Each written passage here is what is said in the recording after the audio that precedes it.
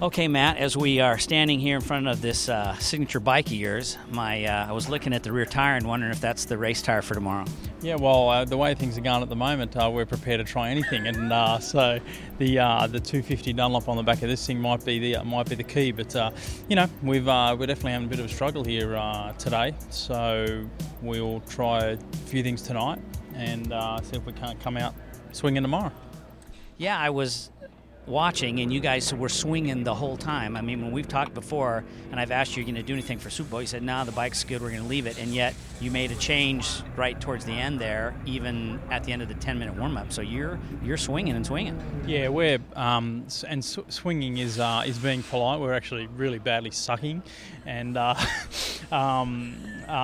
think I've said to you before, maybe even at the last race, that we're really struggling to get this bike where I'm comfortable, and I just, you know, we've won some races and all the rest of it, but I haven't been comfortable since I got this one, and well, not this one, but yeah, that other one, and fortunately I don't have to ride this one too hard. I can just enjoy it, but you know, some of our problems are being magnified this weekend, and we're just I'm struggling to get a handle on it. That's pure and simple. Realistically, that's it, you know.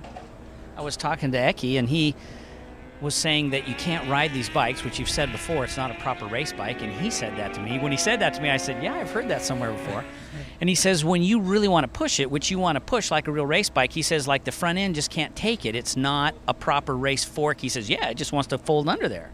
Well, you know, I mean, and at the same time, these bikes you know, that's right. They're certainly not what I'm used to riding, that's for sure. But at the same time, you know, the equipment that comes on these bikes is just fantastic for road and track day use. But the way that I like to ride the bikes, these bikes just don't like that. You know what I mean? And you know, we've done a good job so far managing to eke out some wins and some good wins, but the days that it's been bad, it's been really bad, you know. So and so far today it's been really bad. So, you know, we're doing the best we can.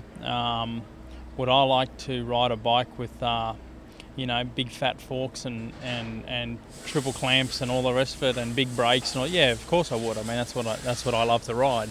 But you know, that's the way it goes, and we have to get through this year and do the best we can to try and win some more races and excuse me, and finish the year out as strong as we can. And you know, we'll have our tough days. We always have had.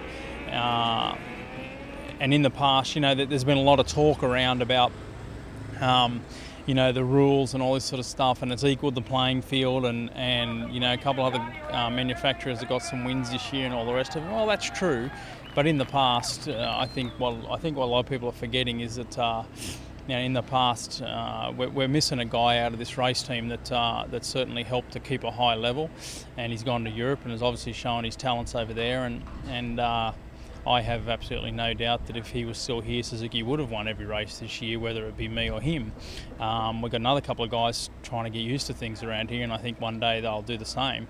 But you know, realistically, the biggest change around here is that there's up to now been one guy that's sort of been holding up the fort and trying to win them all for Suzuki, and you know, the other guy that had a huge hand in that the last 3 or 4 years is decided to go play elsewhere. So, you know, they can say what they like about the whole thing, but in the end, you know, 12 races into it, we have a 127-point lead in the championship. Realistically, it's the most lopsided Superbike championship since this championship began. So, is it closer? We're not too sure. We'll let everything speak for itself. Last little bit here, one of my favorite scenes, and I'm not just blowing sunshine up your skirt here, I mean, I really mean it, was watching you pass people on the inside of what is this called, the carousel here? Yeah.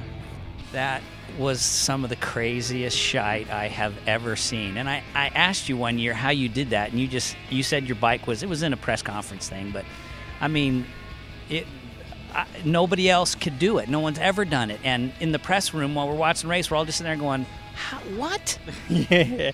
Well, you know, I snuck a couple under bend there in the past, and you know, we had some fantastic races, and you know, at the same, we had different riding styles and different places that we were strong, and I was certainly strong in there, and it was that corner adds that element of surprise. And especially, you know, getting close to the end of the race where you're really, you know, trying to knuckle down and figure out where you're going to get past, and not too many people think someone's going to come underneath them there. So it was a good place to have some pace and to be able to sneak past a few people. So, but you know, we qualified ninth today, so I'm going to have to sneak past a lot of people tomorrow if I'm going to win one. I'll be watching for it. No worries, guys. Thanks.